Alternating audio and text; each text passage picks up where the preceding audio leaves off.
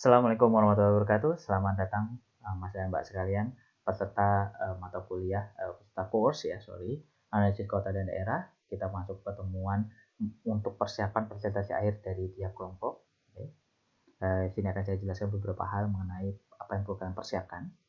Yang pertama, kalian akan mengumpulkan jurnal dan laporan komplitnya ketika UAS. Oke. Kemudian poster sudah kalian kumpulkan kemarin ketika UTS. Dan besok pertemuan ke-13 dan 14 kalian akan melakukan presentasi dengan dosen. Oke, kita bicara laporan akhir. Ini formatnya. Silakan kalian sudah saya berikan modulnya, silakan bisa dijadikan referensi untuk pengerjaan. Kemudian untuk cover laporan akhir silakan dibuat semenarik mungkin dan sebaik mungkin. Ya, saya yakin kalian semua bisa untuk membuat ini. Kemudian ya ini sudah saya tulis itu pendahuluan ya tentang alasan dilakukannya kegiatan analisis kota dan daerah ya, yaitu untuk melakukan analisis karakteristik potensi massa hingga perencanaan wilayah. Kemudian tujuannya apa? Ya, tujuan dari setiap analisa. Ini bisa kalian dilihat di modul ya. Kemudian metodenya dan analisanya kalian tuliskan semua. Hasilnya berupa karakteristik dan analisis wilayah yang sudah kalian lakukan. Oke, silahkan bisa dicek lagi modulnya. Kemudian, ini yang terpenting adalah kalian merumuskan potensi dan masalah. Potensi dari setiap wilayah yang kalian buat dari hasil karakteristik dan analisis dengan ada bukti-bukti hasil data dari data ataupun analisis yang kalian buat. Jadi potensi dan masalah ini bukan berasal dari kalian membaca di koran atau membaca di internet, tetapi berdasarkan hasil analisis yang kalian buat, baik potensi maupun permasalahan. Oke. Jadi ada buktinya. Jadi ketika kalian menjelaskan wilayah kalian subur, maka kalian buktikan dengan jenis tanahnya memang tanah yang subur, lahan pertaniannya produktivitasnya tinggi.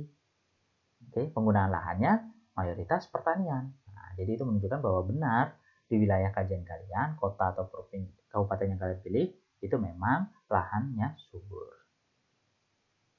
Kemudian ini nanti perencanaan wilayah. Nah ini poin penting di perencanaan wilayah ini adalah harus diawali dengan analisis SWOT. Baru kemudian kalian pilih dari hasil analisis itu apa yang akan kalian rencanakan. Minimal 2 saja.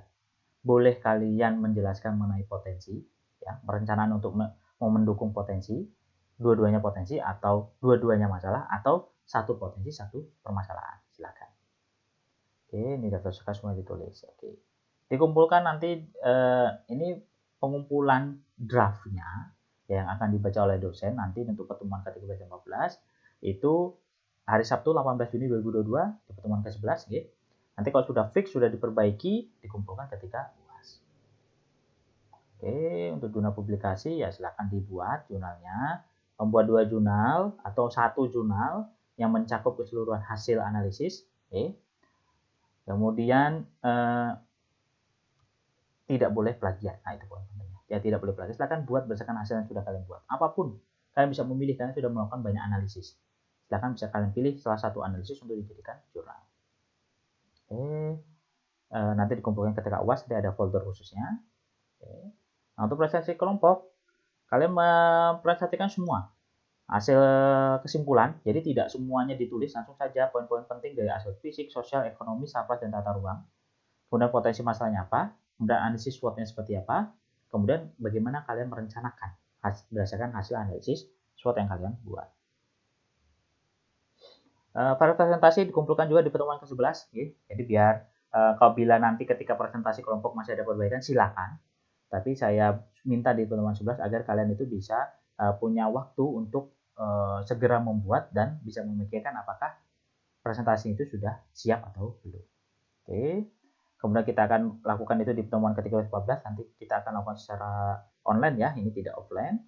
Oke. Oke, kemudian kita akan bagi yang tidak. Oke.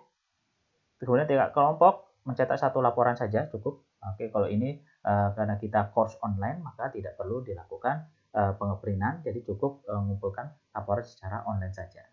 Oke. Kemudian waktu presentasi maksimal 30 menit. Oke. Kemudian dia akan tanya jawab. Ya. Jadi kalian harus mempersiapkan dan kalian harus memahami semua yang kalian tulis. Ya, tidak detail memang, tapi setidaknya kalian paham apa sih yang dibuat oleh kelompok kalian.